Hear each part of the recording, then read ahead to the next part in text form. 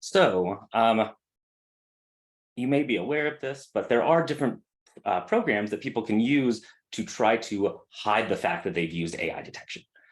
So here from an anonymous social media app, we see an anonymous person has posted ChatGPT plus Quillbot, a paraphraser, plus Grammarly, which does grammar and paraphrasing stuff, equals you never ain't gonna catch, or you ain't never gonna catch me, turn it in. Okay, it's 270 people who've anonymously upvoted this, and we see some comments there. All right, so there are these different programs. Maybe you've heard about this. If you just search programs or making your AI stuff undetectable on Google, you're going to find a lot. But one other thing that I saw in this app and people have kind of looked at are, well, what about prompts you can put into ChatGPT by itself to try to make it undetectable? So what I wanted to do was show you some of the stuff that I've been playing with.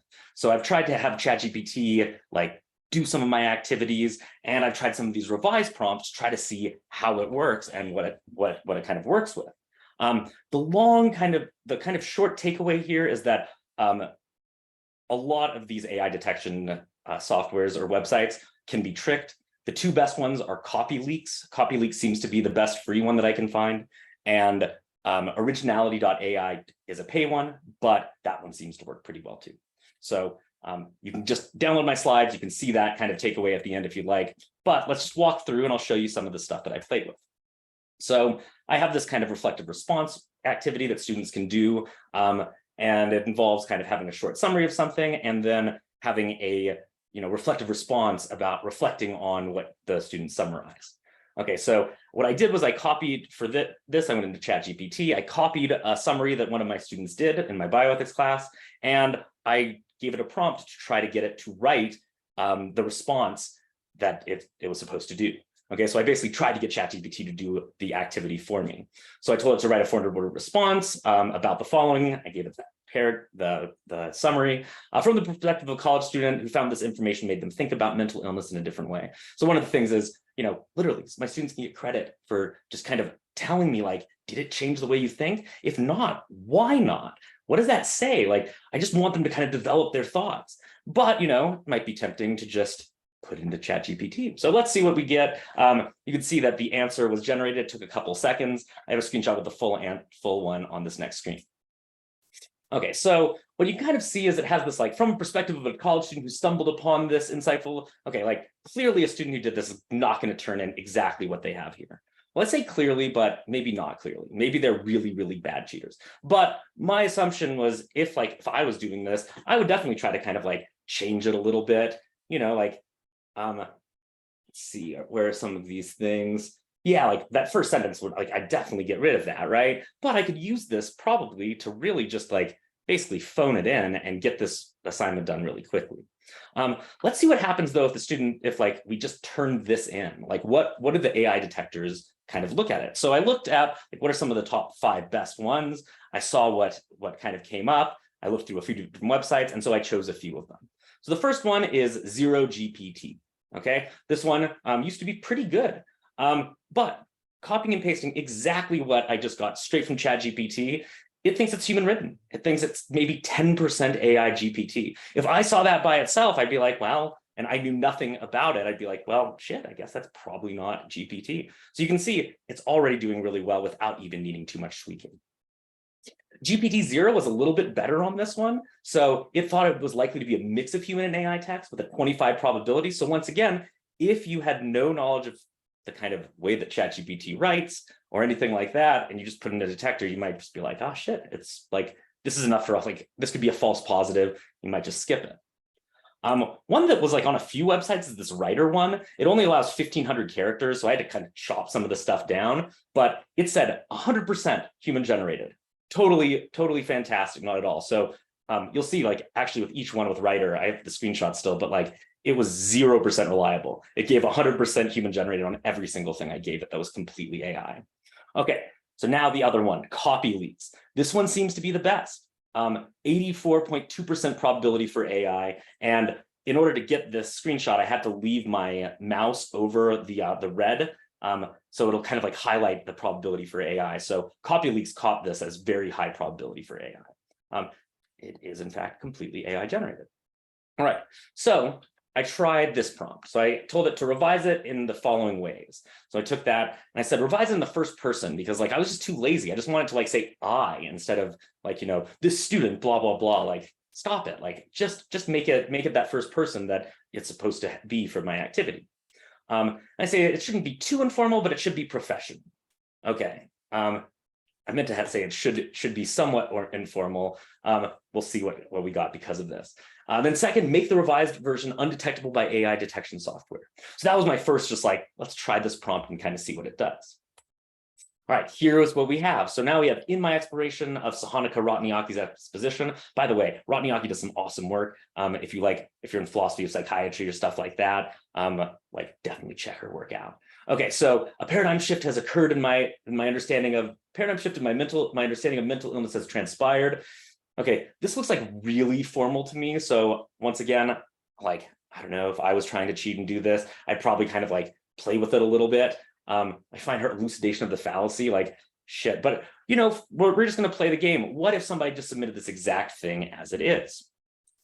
Well, now notice Zero GPT with this kind of revision thing and making it undetectable, it succeeded. Zero GPT says 0% probability or chance of being used like AI GPT. So it thinks it's human written. Similarly, I went to GPT-0. 0%, right? This one was 25% before I asked it to revise in the first person and make it undetectable. So that prompt worked here. There's this one writer again, once again, just totally useless from all I can tell. But going back to Copyleaks, now notice the probability went down. So asking it to make it undetectable, it did make it less detectable, but Copyleaks still puts a 77% probability for AI. So pretty strong. All right, now I realized, well, shit, like I played with some other kind of prompts. I tried my own. Then I thought, well, why don't I just search Google and just try to see it? So I looked up Google, like I just went to Google. I looked up, like, how can I make my ChatGPT pass AI detection? And of course, like bunches of things came up. And so this is one of the prompts that I saw that like came back as like one that people thought was really good. Rewrite the text in this, change the structure and make it more reasonable. I added in the style of a college student to try to keep that, right? It must be original, avoid repetition, and pass the anti-plagiarism check. And so then I copied all that text in there.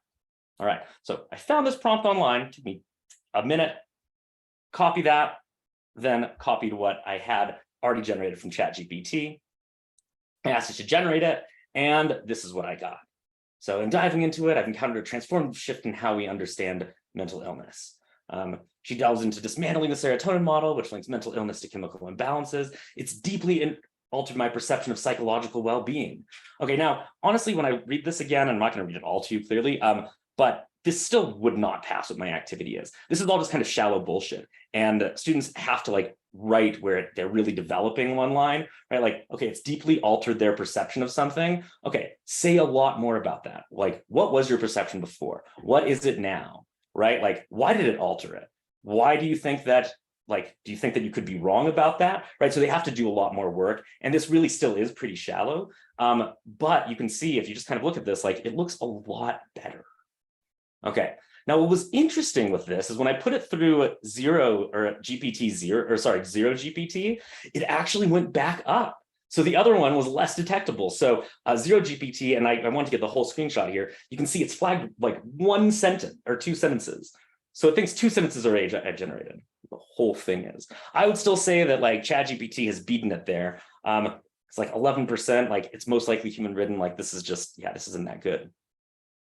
Okay, GPT-0 also 2% probability that it's been written by AI. So like not the zero one that I'd gotten before with my own like just generated prompt, but like, yeah, all right, 2%. Still, this probably, you know, once again, writer is just useless. It's at 100% human. So, but if we look at Copyleaks, we still have like over 70%. It's lower than that 77% again from that other one, but it's 74.2. And what you'll see is like there's no perfect linear thing. Like you'll get weird results where some kind of like go up a little bit with different prompts. You can find a bunch more of these. But consistently, this Copyleaks, the free one, seems to give some pretty high, seems to be pretty good. There are some versions of this where I found that it was at like 56 or 57%. So it was much lower. And some that was like 48% human written. So once again, it's not a perfect thing, but Copyleaks seems to be much better. I haven't done this one because this costs money. This is Originality.ai. You can see my balance is 29,008. That's like $30. You have to buy a subscription or put $30 in. I put $30 in. I used it a few times, and I used it for some of this, as well as a few times in my 5-week summer course. But you can see I've used almost $1 of credit, still under $1 of credit. But you can see that in diving into it, this is the one that was 74% with Copyleaks. Originality.ai just lights up. It's 100% probability. So it's 100% confident that it's AI. Okay, so some kind of thoughts. I've just shown you some screenshots with one prompt here that I played with for a while. I've tried this with a few different kinds of activities, a few different things, different prompts about trying to revise it. You can find these on the internet and play with them. And I get just about the same results. That Zero GPT gives me something, but even when it's 100% AI generated, it's very low kind of confidence. Copyleaks seems to be the best kind of free one so far. And the Originality.ai does seem to be super, super good. And it's not super expensive. I bought the $30 of credit, but it does cost money. So one thing that I would just kind of recommend is play with ChatGPT on your own. This is I don't know. I don't want to wax philosophical here, but you should be familiar with it. And I'll say a little bit more about why I think that's the case in a second. But by playing with it, you're going to learn more about what it can do, what it can't do. You're going to learn about what its kind of default stylings are, right? It has certain phrases that it will often repeat, especially if you're trying to get it to do ethics stuff and talk about ethical philosophy. And so there are these kind of things in it, and you'll kind of get a sense of what it looks like, because I don't know. C.T. Nguyen had this really nice kind of blog post on the Daily News. I guess it was last summer, called Teacher, Bureaucrat, Cop. In it, Nguyen talks about these different values and different kind of values that we have and we kind of get stuck with as educators. And, I don't know. I don't really want to be a full cop. That's not why I got into being a teacher and academia. So do what you will with this kind of stuff. I think that trying to create I personally think that creating that kind of antagonistic relationship is just not great. But I think that if you can kind of if you can express to students in the beginning that you understand this stuff more, you understand ChatGPT, you understand its capabilities, I think that might make it less likely that they want to use that with you. So I don't really like this cop role, but yeah, I would just say, think about these values and what you want to do. I'll just close with this one last kind of screenshot here. So this was the using the Quill bot or that prompt in the thing. That one, by the way, didn't work super well. And somebody asked, does it actually work? And somebody responded that it might work if you're trying to avoid detection by software, but most of the professors at their school have spent their entire summer working on how to outsmart us with respect to AI. Spent all these hours and millions of dollars on it. So either we win or they win. If any of us is detected at the end of our career and they have the time. Okay, so this looks super paranoid to me. I think this is probably empirically false. I mean, I don't know about the money stuff. I'm not sure how much time you've spent. I've spent a good amount of time playing with this, but I don't think about it as winning. I think about if you can get them to not use it, then we don't end up in this situation. And so what I would say, when I say the some hope here, what do I mean by that? What I mean by this is just that if this is kind of what students are thinking, that professors have been spending a lot of time learning about this, then if you show that you know more about this, it might make it less likely for them to try to use it. So I think that learning about it, talking with your students about it, trying to explain why it's valuable not to use it. I think these are good strategies, but I think that ultimately the main goal is if you can show them look, I kind of know more about this and I might fall into this bucket that you think knows a lot about this, then I think that might make it less likely that they do it. Total empirical speculative claim here. So I don't know, but I think there's some hope that students aren't going to use it. But I don't know, this antagonistic relationship just kind of sucks. So anyhow, hope you found this helpful. Cheers.